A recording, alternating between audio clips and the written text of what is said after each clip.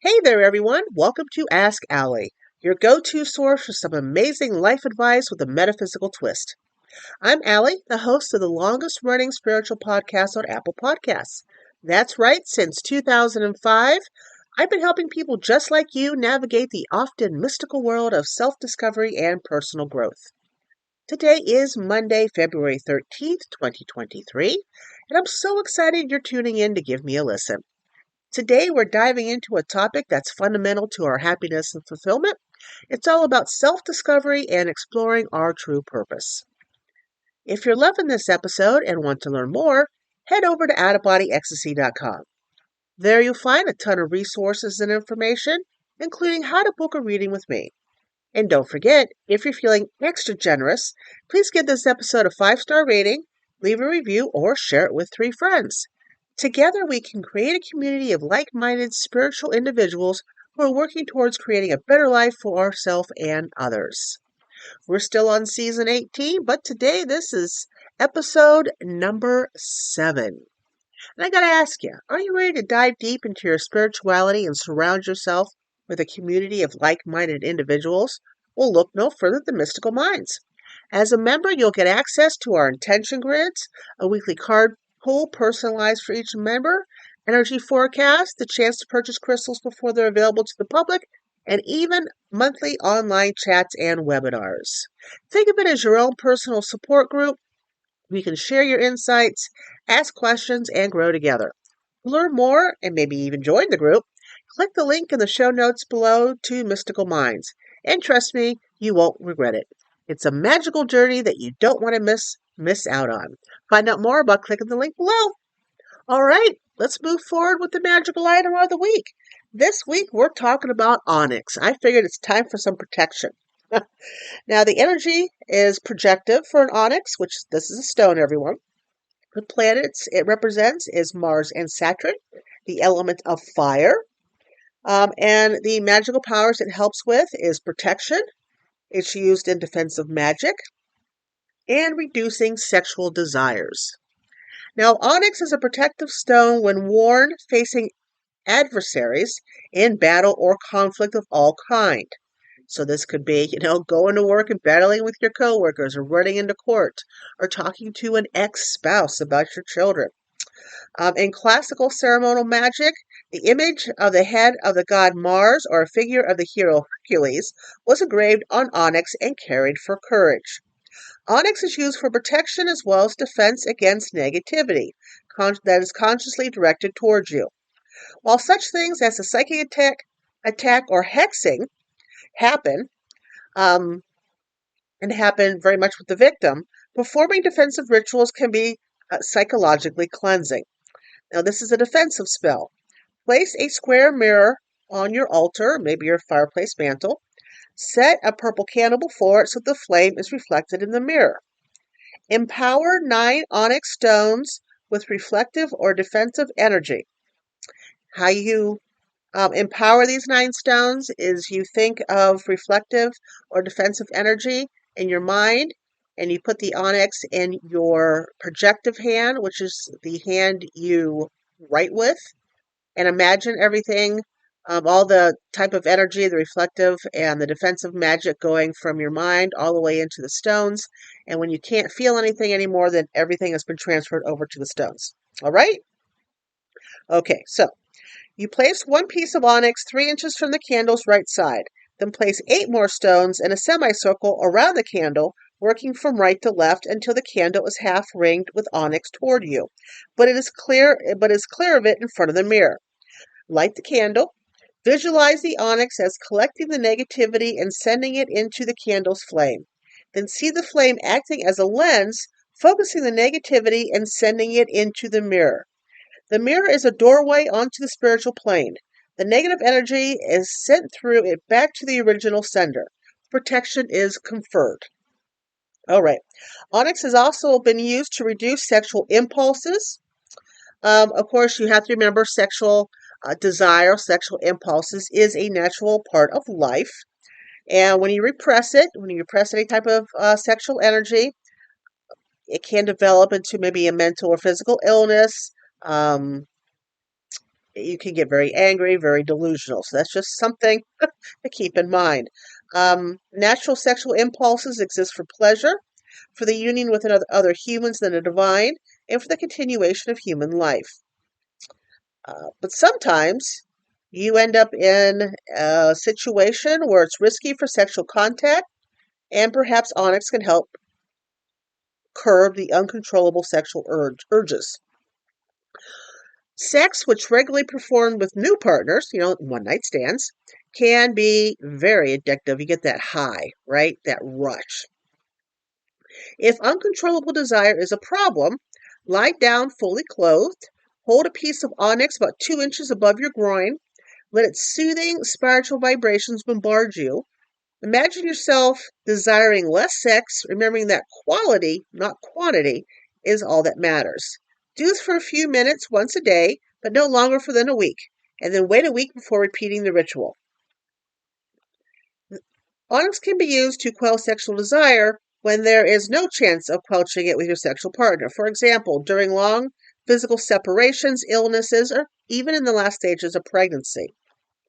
Although self-stimulation can and should be natural, satisfying relief for many of us, a need of the sexual energy with another person for fulfilling sex. So masturbation may not be the end-all be-all for you. You would rather be with another person. All right? Um, let's see if there's anything else. Okay. It's just going on about using Onyx for lessening sexual desires, which I just told you that, if you do that for a long time, it can be dangerous because sexual desire, sexual impulses, it's a natural human function. It's natural. So keep that in mind. All right. Let's move forward to the Oracle card overview of the week for February 13th, 2023. And the cards I'm using this week is the Sacred Traveler Oracle cards by Denise Lynn. If you would like to see the pictures of these cards, they will be on this episode's post on outofbodyecstasy.com. So let's see what kind of week we're going to have. I'm hoping a good one. I could go for a good week. Not a lot of bombarding energy. Not a lot of obstacles in the way. Just how about some smooth sailing? Ah, yeah. I don't know what planet I live on, but that sure sounded nice for a moment. All right, let's pick 3 cards. Excuse me, Lucky. Card number 1. Card 2. What do you think, Lucky? This one? I'll pick this one as card number 3. There we go. Good going, Lucky. Thanks for helping out. Yeah, in case you don't know, I have 15 cats, so one of the cats here, Lucky, my black cat, she does some awesome card picking. So let's see what we got for this week. All right. All right, what a week. So for Monday and Tuesday, the card I pulled is Rejuvenating Rain, and it's all about clearing the past to heal the present. So if you're carrying some sort of sadness or something unresolved from the past, it is time to ask your guides and angels or the divine God, goddess, whomever you speak to take away that burden you carry on your shoulders. It's no longer needed. When you clear the past, you're able to heal the present. Okay, so that's Monday and Tuesday. Wednesday and Thursday, we have crossing bridges. It's a time for healing, connecting, mending, and releasing. So once we let go of the things that burden us on Monday and Tuesday, then it's time to cross bridges and heal.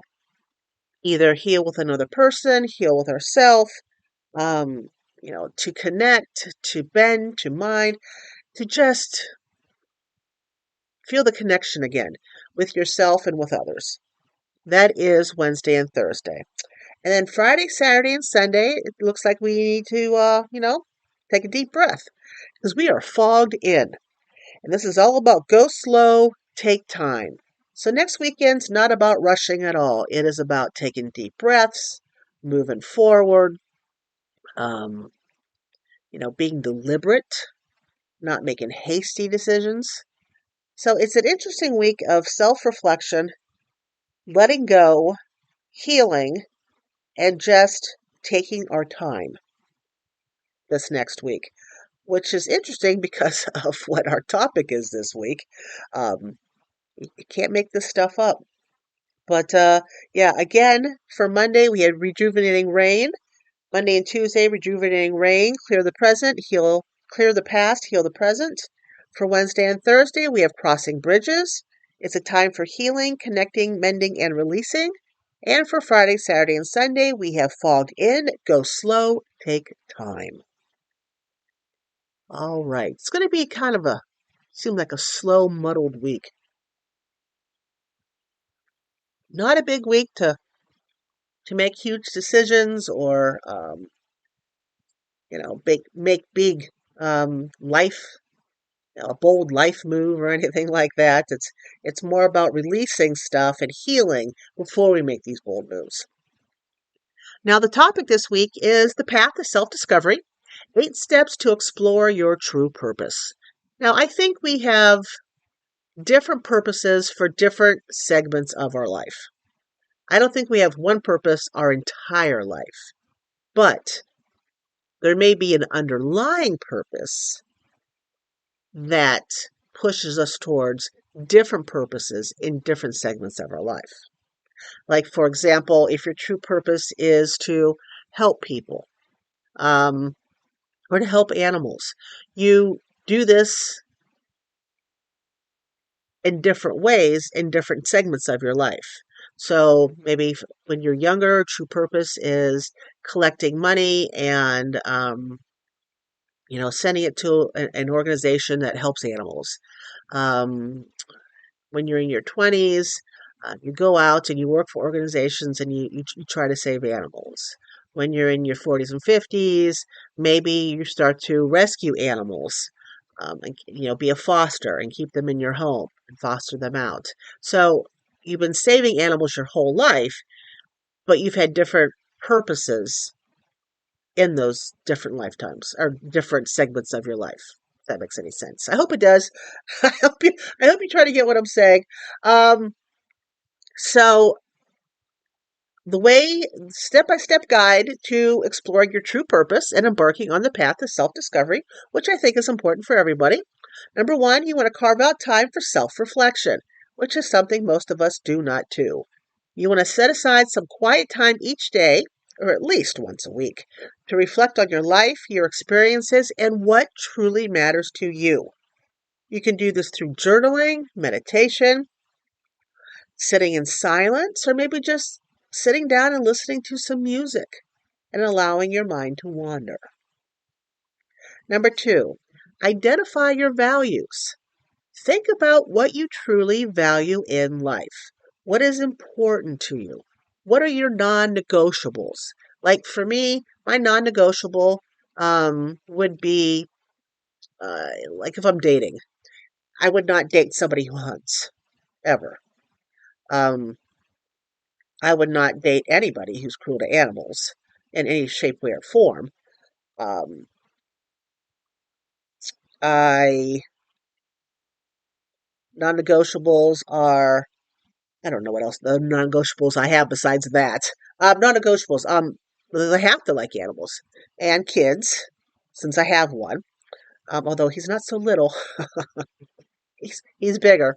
But non-negotiables like that. Um, Having my own space. I need to non-negotiables. Having my own space. I don't want to live with anybody. I don't want to marry anybody. Um, so I don't want. That's a non-negotiable. I don't want any of that. So, what are your non-negotiables? What are you saying? Like, nope, nope, never, type of thing to do.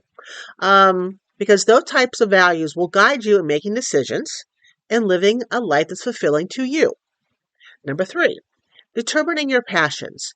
What are the activities that make you feel most alive? What would you do even if you weren't getting paid for it? Your passions can help guide you towards a career or purpose that truly aligns with who you are. I don't get paid for this podcast, yet I've been doing it since 2005. Nobody pays me. I make no money off this podcast, yet I do it. every week. It's something that I love to do. This is my way of helping people. So hopefully that's the case. Um, Number 4, exploring your strengths and weaknesses. You want to take inventory of your strengths and weaknesses. I know we don't like to look at what we're weak at, but like I am very weak with time management. I suck at it. Um, I am my another weakness if I need to get something done and I do not have a firm deadline. Like if I don't have it done by Sunday, what will happen to me? If nothing happens, well then Sunday's not really a deadline. It's just a suggestion, and I tend to avoid suggestions. um, Another weakness, I am not good with taking orders from others. I'm just not. Um, I procrastinate. Um, I can be quite lazy. I can be. I'm not always lazy, but I can be quite lazy. I mean, we all can, but I can pretty much take it to the limit sometimes. Um, what else? I hate house cleaning. I hate cleaning of any kind. I hate outdoor work. I need a village to raise me. That's that's the truth. So weaknesses. We don't like to look at them, but they're there. We all have. We're human beings. We have things we're great at and things we're not so great at. All right. So take inventory of your strengths and weaknesses. What are you naturally good at? What do you struggle with? Knowing your strengths can help you find a career or purpose that you can excel in, while working on your weaknesses can help you grow as a person.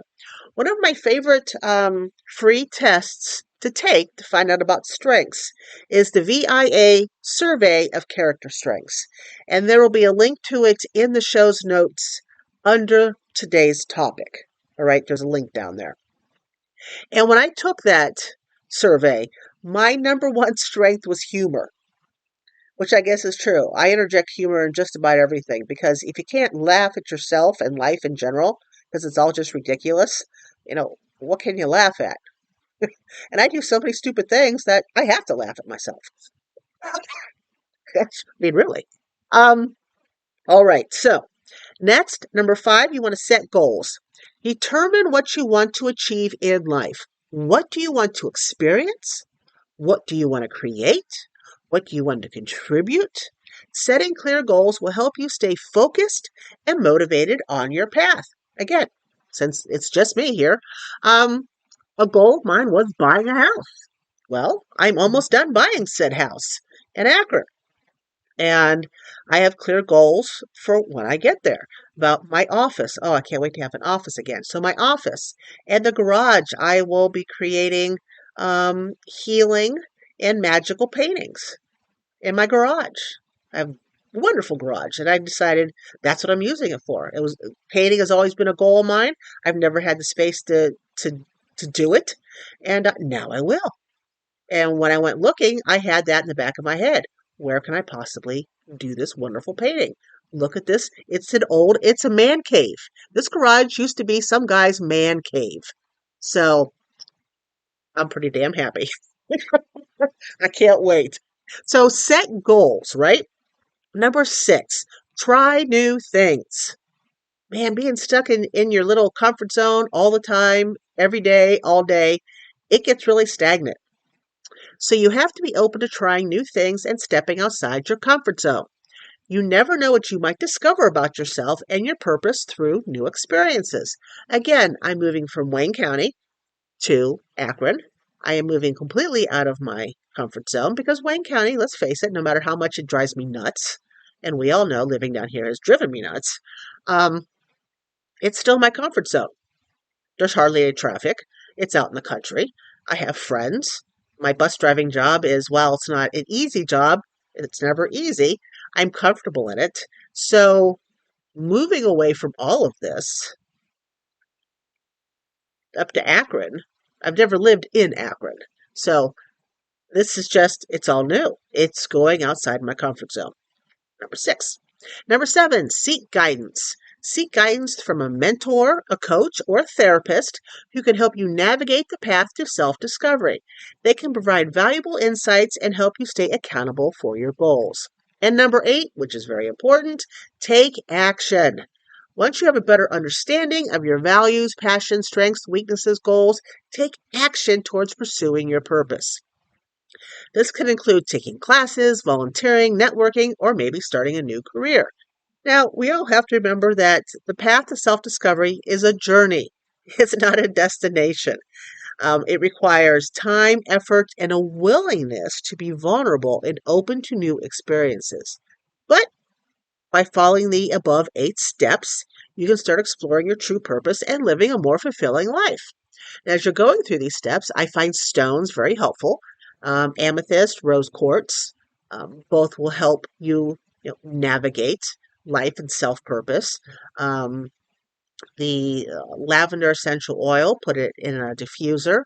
Um, Rosemary, ginger can help spice things up and get you off your butt, as will any type of citrus oil. Lime, um, blood orange. I like blood orange because you've got the red and the orange together, and it really gets you moving. So, blood orange is also a good essential oil to put in there.